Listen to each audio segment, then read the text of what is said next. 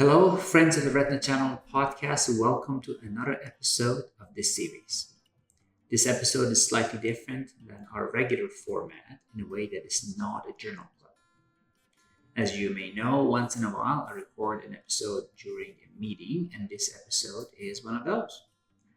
We had a meeting in Toronto that was a CME event for our local optometry colleagues, and during that meeting I took a chance and asked a panel of attendees about their opinion on our interactions with each other, interaction between optometry and the specialty of retina. So I was curious to know what's strong in our interaction, what's lacking in our interaction, and trying to improve our patient communication and our patient care at the end of it.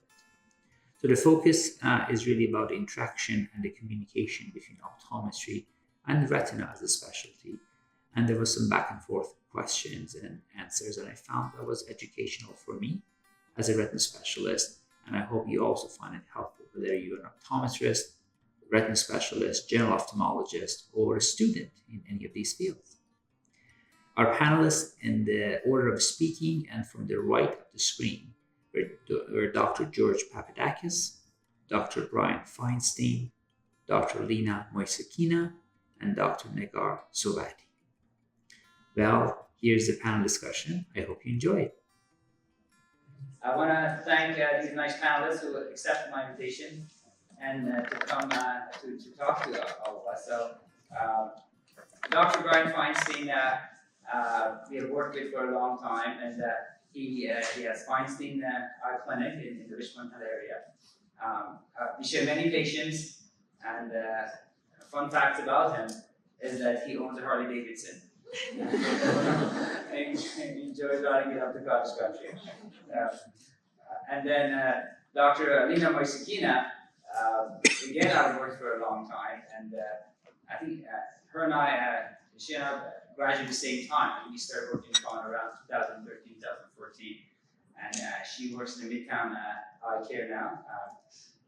And then fun facts about her is that she speaks both Ukrainian and Russian.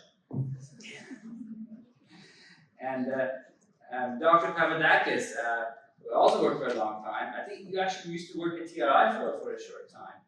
And we share many patients. He works at the Finch Avenue Optometry. He's a low vision specialist as well. He has a big cohort of low vision patients.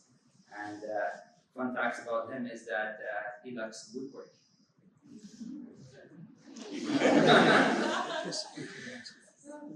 And Dr. Sohbati is a practicing optometrist, again, Midtown and sort of East End area.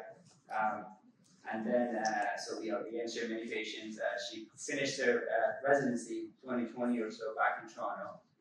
And fun facts about her I didn't know until today, that she actually shadowed me in TRI before she went to optometry. So she actually come up to our office, and I think her aunt is my friend, and I did not know that.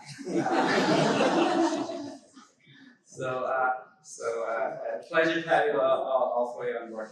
The point of this discussion is really I want you guys representing this crowd here to talk to us really and telling us how we can improve patient flow, patient care, communication. And we have been telling you all this stuff this morning, and now we want you to tell us how we can be better doctors and how we can take better care of patients, what's missing, and what's good to work on even more. Maybe I start from that end of the table. George, Dr. Papadakis. So you worked with us for a long time, and not just our institution, retina specialists in general. What do you think, from your perspective, the biggest hurdle in communication between retina specialists and optometrists? I think I think you guys do an amazing job sending reports back and communicating. Sometimes I think after a while we don't know what's been happening with that patient. If you've been seeing them for a couple of years, we kind of lose a little bit of touch and sort of fall off in terms of reports back. Because patients will come back and see us, and we don't get a follow-up report sometimes. That's maybe what I noticed. So you would like to see more updates what's going on with patients. Okay. And how often would you say you would like to see more Not updates? very quickly, but just to know. Once a week. Once a week. Call us personally. But reasonable updates. Yeah, Okay.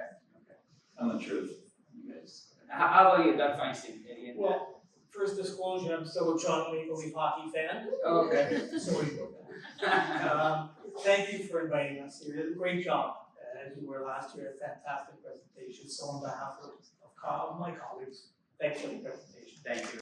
Sometimes we lose the patient over time though. So the patients that are there for multiple treatments, I had a patient last week and I said, where's your husband? He hasn't been here in years. Oh, he doesn't need to come to you. He goes to TRI. I understand that. He fell through the cracks. And they're not common, but maybe, I guess, looking more towards making sure these patients get back to us for routine care, no matter what the case is. And in some cases, a good co-management setup, so that we're looking at the vision, we're checking refractions when you're treating AMD or diabetic now. Okay. So kind of reminding them they still have their primary eye care doctor, keep in touch with them, and that could be an issue because of many patients lose in touch and sometimes don't know where they're from, who is their primary care doctor, you know? So that they've been getting injections, they don't know they can. And sometimes they're even like glaucoma patients and they've had other major issues going on. Or they may have been a one-time patient, and they don't feel the connection to the referring doctor, as opposed to patients that come every year and get them on a recall system. Okay. So making sure they keep in touch with the primary care doctor. Thank you. Dr. Moiseiykina, how about your end? What do you think could get better from our end, or retina specialist access, or communication, or what can you get better with us, or in general? Well, I think Dr. Papadakis already covered it quite extensively, but responding back to us at different milestones during their treatment. Mm-hmm. So let's say you did ILEA for a long time and now they're on treat and extend. Let us know if that's their current treatment protocol. Mm-hmm. Or if you switch their drug to something else, please give us an update on what drug they're using, because when they come back to us, I usually pull up the report that you have sent to us. And I'll say, oh, I see you're on this drug. And they're like, no, I'm not. And then it makes me look bad, because I thought, here I am sort of pulling your report, and I feel like I'm pulling it up so that I can show them, I see what you're doing. We're in a communication, we're co-managing you together. Mm-hmm. And so when I don't have up-to-date information, it makes me look bad, it makes me feel like I'm not in the loop. Mm-hmm. So just, I guess, those little milestones along the way, let's say if you did a certain procedure or laser or whatever it is, just send us an update during that change in treatment. Okay, so update, especially when there's on milestones, change medication and change. Okay. So I tell you, from my end, why I wouldn't do that, I would love to do that, is that it just takes time, So and I have like 80 patients lined up, so a letter is like a minute per patient. I guess I can do that if I just send you my notes. Yes. Would that be enough? Without hello, Dr. Moiseiykina. Just this is the note. Yes. You would decipher that and you would test it. Yeah, and in Ontario, I understand that when you have a consult, the consult pays you as the doctor to send back a report, and then to subsequent visits, there's no report, I guess. There's no requirement, because when there's a new patient, we have to by law send the report, but after that there isn't any. So, but by sending an update, if I send you a copy of my check, it takes me like really a second to just fax it. So if that's good enough, I guess that's the same from my end.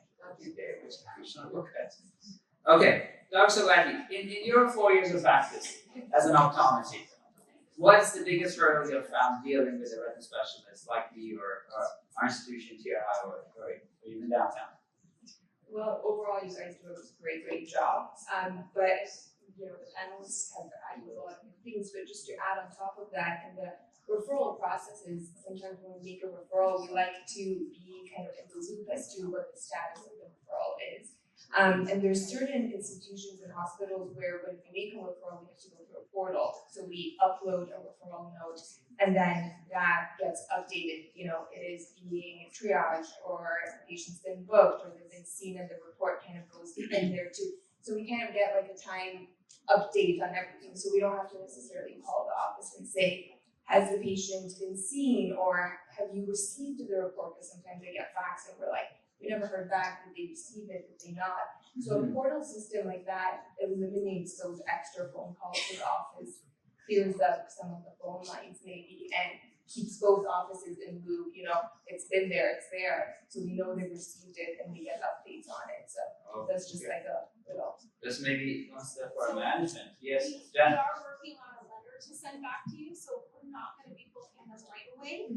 We'll send you back the same discussion referral, and if our who's waiting to get an appointment, the next available. That's amazing, yeah. Okay, so the answer was that you're working on some kind of like immediate feedback that you've received the referral that we kind. Actually, someone today just asked me that, I just sent the patient, know what happened to the referral. Okay, thank you. Okay, so Dr. Papadakis, you're a low vision specialist. You hold a diplomate in low vision, which is a very stellar achievement. So what have you seen not being done or could be done better in dealing with low vision patients? We have a lot of low vision patients, as you can imagine. So what could we do better? How could we do better?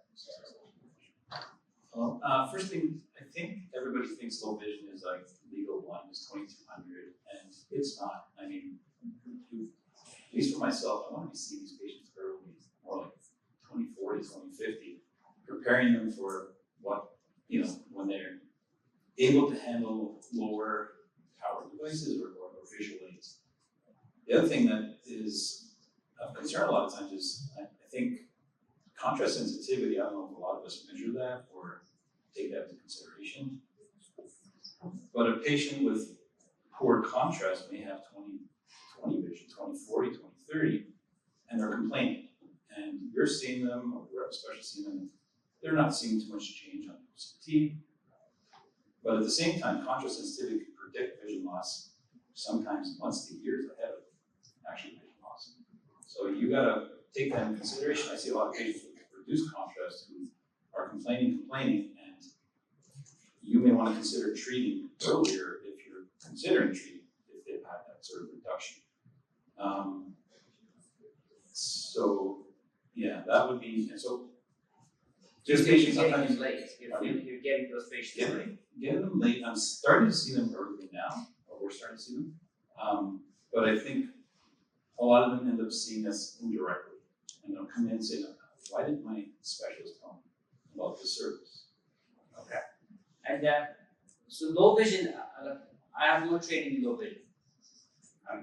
But I know you have a lot, obviously, and some optometrists do as well. Just for us to know, like, what percentage of optometry practices are comfortable doing low vision? Do you have an idea? Or can I maybe get a show of hand? Or who does low vision here? Wow, a staggering number of 2. Low vision Plus doesn't you. necessarily have to be. Low vision just could be higher reading power, something like that. You could be, and doing a good refraction sometimes is a lot. Because sometimes you're seeing these patients for a few years, and they develop changes in the refractive status, and they become 20/80, but maybe they're really 20/40. And that it would be important for you to know that too. Mm-hmm. I had a glaucoma patient who I saw, and the glaucoma specialist was doing visual fields and following this patient, and this person's report said they were 2100, but they were actually 20/30 after refraction at high astigmatism. When you're doing a visual field and you're not getting a good refraction, or you're not using it can affect the results there. Okay. And how does low vision intersect with a service like CNIB? Should we just say send to CNIB, or send to you, or send to both? Or if you need it, you send to CNIB? How does it work? Yeah, I mean, if you're sending them directly to CNIB, they're not getting the refraction. They're not getting the full sort of overall assessment. CNIB will take it maybe one step further. We'll go into the home and help them with other mobility issues and things like that. But it's just and that's the mistake I think that's always been done, is we assume CNIB. Again, not all patients are eligible to get some of these services if they're not, legally blind, let's say, or they don't have some of your vision loss. So, and most patients, because of anti-VEGFs, are now much more able to get assistance from a low vision practice, or even a regular optometrist who's basically a general optometrist who do basic low vision, which I think we all can sort of do some basic low vision, prescribe a high hat or something like that. So they're not mutually exclusive, those services, we can send to both essentially. Correct, but again, I would suggest co-management with your referring doctor, and if that doctor feels that they may not be able to handle, they can refer to another colleague. We're in optometry, a lot of us are now co-managing amongst each other. There's a lot of subspecialties in optometry. Vision therapy, dry eye, so glaucoma. So I think, we have that capability. Okay, very nice. That brings me to my question to Dr. Feinstein. I was going to ask about glaucoma. So we have a lot of patients who have glaucoma and they have retinal disease. So how comfortable can we be with you managing the glaucoma without really getting involved with number of drops and doing visual fields and all that? So in terms of our optometry colleagues, can we just rely and send the glaucoma management to you? Yeah, I manage glaucoma for all patients. Okay. The diabetic patient, absolutely. If it's a retinal issue and you're managing one aspect, with many different specialists that this patient may have to see, I'll continue managing the glaucoma. Okay. Absolutely. And if they need some kind of surgical intervention, you make the appropriate referral yourself. Absolutely. Okay. Just show of hand, how many people are comfortable doing glaucoma management? They have cohort patients. So it sounds like the majority, the vast majority. Okay. Good for us to know. Okay. So how about cataract, Dr. Messina? So say we have diabetic patients that come in and they have cataract development. And, are you comfortable if we take care of the cataract ourselves, or you prefer that you process that through another comprehensive ophthalmologist you're working with? Well, I think it depends on the retina specialist, because not all retina specialists will do cataract surgeries. Right. So I think I would ask you first, because they already have an established relationship with you and they trust you, and I think that would be a good place to start. But if you say, oh no, I don't do anterior aesthetic, I only do posterior, then I would either ask you for your recommendation or go with a roster of cataract specialists that I'm comfortable with. So I think it can go either way. I know there's some really great retina people that do cataract surgery as well, and I feel very comfortable, having my patient in their hands, because they have posterior aesthetic pathology and they have a cataract, and they can manage both very comfortably. Okay, so you're comfortable if handle cataract. Okay.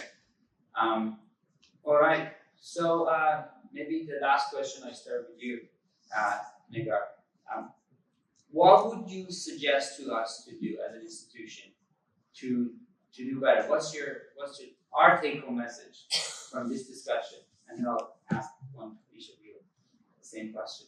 Sure. Well, I think I can speak on behalf of all of us that we really appreciate meetings like this, office visits where we get to meet you guys, because it's important for us to know what your personalities are like. We kind of noticed that there's a lot of different styles within, even TRI, different retina specialists doing things differently. And as optometrists, we spend a lot of time with our patients. Sometimes we know them more than we would like them to know, more than we would like to know. We know about their family dynamics and everything. So the match that we make to a retina specialist, it improves patient experience at the end as well. So we're like, well, these are the list of specialists we can refer to, and getting to know you guys will help us make that better match. So you guys do a great job at doing that, and I think we all appreciate that. But just in general, coming to the office too may help us better understand the flow of the clinic, so that we can, set expectations for our patients. Well, that's a good suggestion. So maybe we should arrange office visits for whoever is interested, just to see how things work for us. Thank you. How about you, Lena? What's your suggestion for us? If any, I don't want to. Nagar, I think you did a great job of explaining that.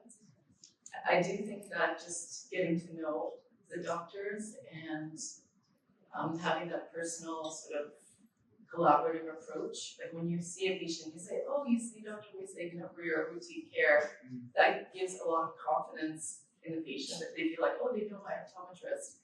And when, for example, I refer patients to a specialist, I usually say, you're going to a great doctor, they're an expert in their field, they usually build up the person where they're going to be, going to just to make the patient feel at ease, that they're going to be with somebody that I trust and that I know.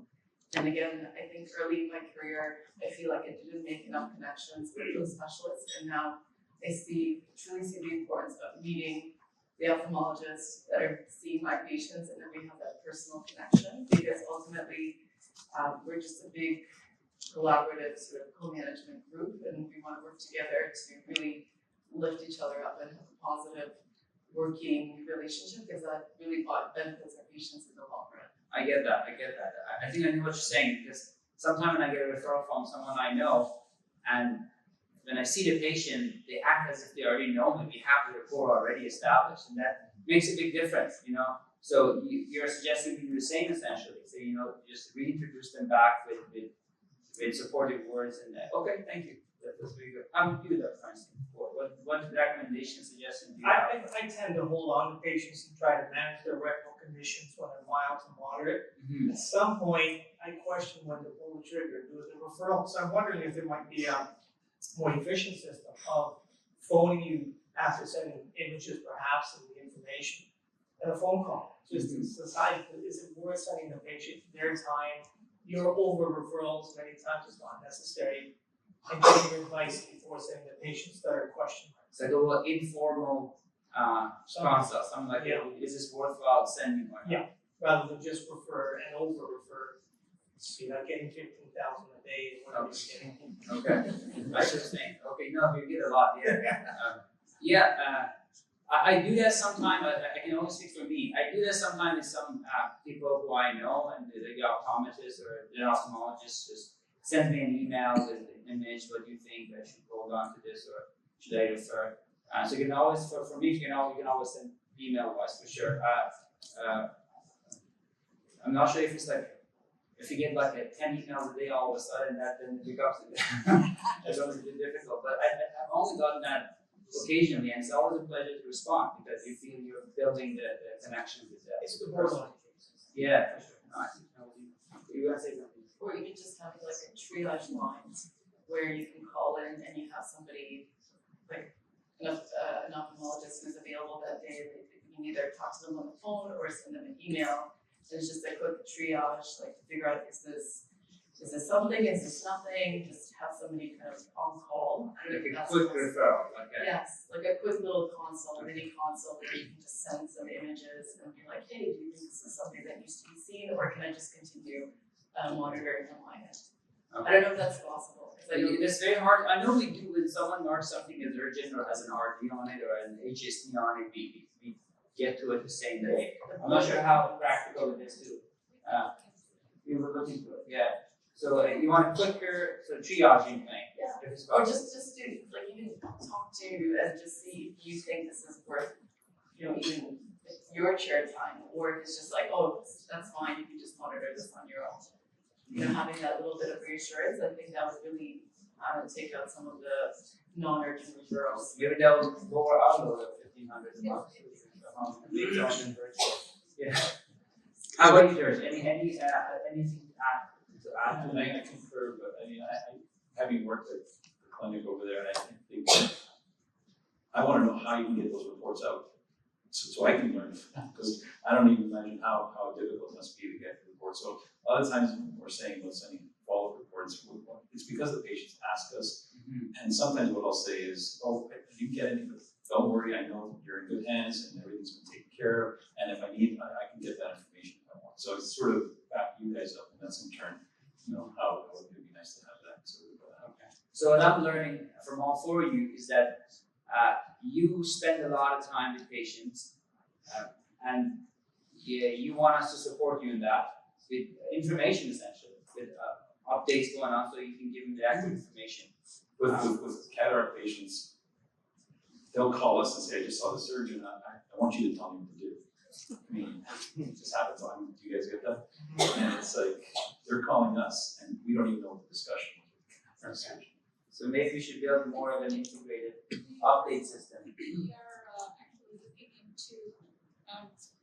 coming with like an AI assisted software that we're trialing that would help make this process easy of reports getting generated and getting sent out. So then we can have like a regular, maybe even we can look into the portal suggestions where you can log in and kind of access these reports, something like that. So there's lots of softwares that are coming out right now with this whole AI thing, so that will make all of this much easier. That we're looking to try out. I'm just going to repeat that. So we are looking into more automatic and AI systems to generate more automatic reports and also have maybe a portal system that you suggested. Someone raised a hand. Yes. Yeah, so just like the refractive surgery system where there's an optometrist on staff that we talk to before we talk to the surgeons. Yeah. So some kind of a liaison person like that might be somebody that can be somebody we can talk to who has more time for us perhaps.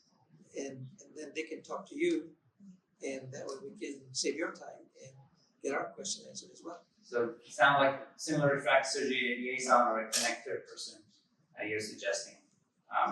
Yes. The other thing I was going to suggest is talking to you is great as far as the urgency of referral, triaging, and all the rest of it. But oftentimes, it's almost better for us to get imaging.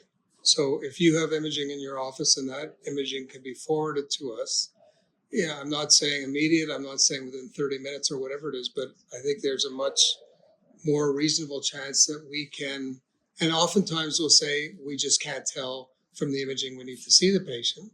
We'll have a better idea of, in conjunction with what your comments are, as to how quickly we need to bring the patient or triage them, and somehow we can get your message back, whether it's one of us calling you, or a message being delivered back to you. So sharing imaging with us would help a lot. So again, for those who didn't miss the first part, Dr. was mentioning, if you folks send us any imaging you may have, an email for a PDF form, whether we're fax it or if you want, then we can make it more informed decision. Well, this was a pleasure, folks. Thank you so much for your contribution and for keeping us busy and sharing all those wonderful questions and your insights. Thank you. Well, friends, this wraps up another episode of the Retina Channel podcast. I hope you enjoyed it and the discussion between the interaction of optometry and retina as a specialty was helpful for you. I want to thank our panelists for accepting my invitation and sharing their valuable opinions. I want to give you some heads up about our next episode. We are back to our regular format of being a journal club. Our next guest will be Dr. Moiseiykina, and on behalf of the American Society of Retina Specialists REST Committee, he will give us some updates on the incidence of retinal vasculitis after intravitreal pegcetacoplan injection. As you know, pegcetacoplan is an approved medication for geographic atrophy because of age-related macular degeneration, and there were some concerns initially about the incidence of retinal vasculitis associated with this injection. Dr. Moiseiykina will share some of the updates about what we know about pegcetacoplan and vasculitis, and I look forward to that discussion with him. Until then, take care, and I see you then.